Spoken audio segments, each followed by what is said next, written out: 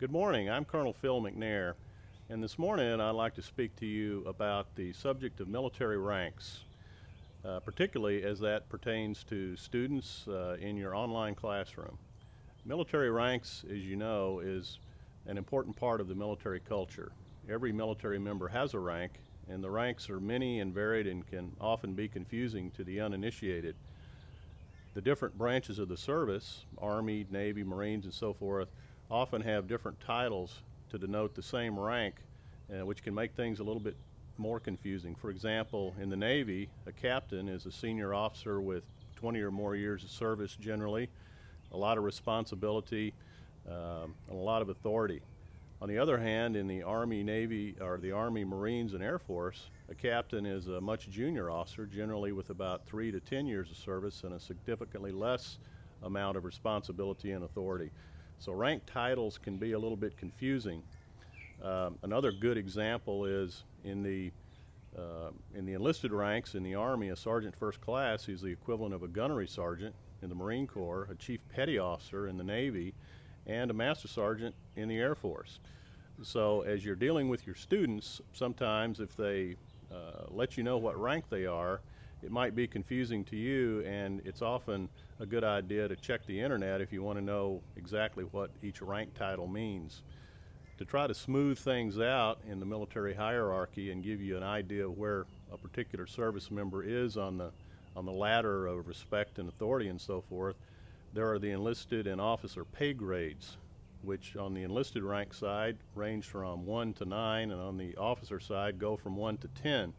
The pay grades are the great equalizer. For example, I used a Navy captain before, comparing that to an Army, an Air Force, and Marine captain.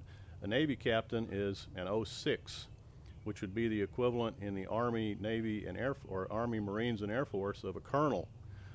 An Army, Air Force, and Marine captain is an 03, showing you that he's much lower on the pay scale. However, when you're addressing your military students, the use of title, not the pay grade, is the most important thing. So if you have a student in your class who has identified him or herself as Sergeant Smith or Captain Jones, it's certainly appropriate for you to use that address when you refer back to them. Now briefly, let me just talk about the two big differences in the rank structure. The enlisted personnel of the armed services, and this is generally speaking, are those members who graduate from high school, visit a recruiter or may have a recruiter come to their high school and enlist in the branch of their choice. And these are the folks that most often don't have a college degree, and you're most likely to find them in your associates and bachelor's programs. There'll be a few that have progressed along and are working toward master's degrees, but generally in your associates and bachelor's programs you'll find the enlisted members. And these are the folks that start at the lower grades like private, seaman, airman, that sort of thing, and work themselves up to sergeant, sergeant major, chief petty officer, and that side of the rank structure. On the other hand, there are the officer ranks. These are the folks who enter the service through one of the officer commissioning programs. They've either gone to a service academy like West Point or the Naval Academy or the Air Force Academy, or they've gone generally through one of the College Reserve Officer Training Corps, ROTC programs. And these people get their college degree and their officer's commission at the same time, usually during graduation. The third way of becoming an officer is when one of the enlisted members applies for officer candidate school, usually after they've been an enlisted member for a number of years and have probably gotten their college degree, and get selected to go to officer candidate school. And then when they graduate officer candidate school, they become an officer. The officers are the ones who start out as lieutenants, for example, or ensign in the Navy, and go all the way up to general or admiral. And their responsibility and authority is governed by Title 10 of the U.S. Code, which is a little bit different than the enlisted side. But the important thing for you as an educator to know that officers almost always come in the service with a bachelor's degree at least. So you'll most likely see them in your graduate programs. Not to say that some might not go back for an undergraduate degree to pursue a hobby or something like that, but so most generally then you'll see officers in the graduate programs, enlisted members in the undergraduate programs. Now, even though the military is big on structure and authority and seniority and that sort of thing, and it's very important, and it becomes your identity in the military, your rank, as an educator, remember that you're dealing with these individuals as students. So referring to them as Mr. or Ms. is perfectly appropriate.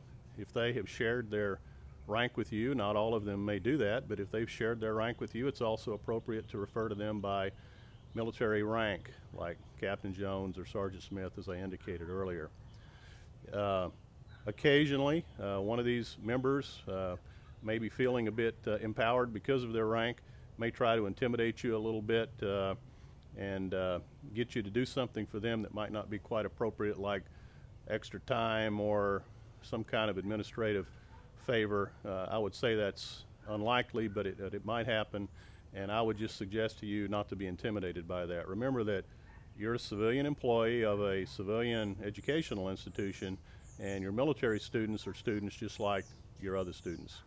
If you want to know more about military ranks and the pay grades and the different titles and insignia, which is complicated and fascinating and actually a hobby of many people, there are numerous sites on the internet that can be of help to you and show you charts and pictures and diagrams and so forth.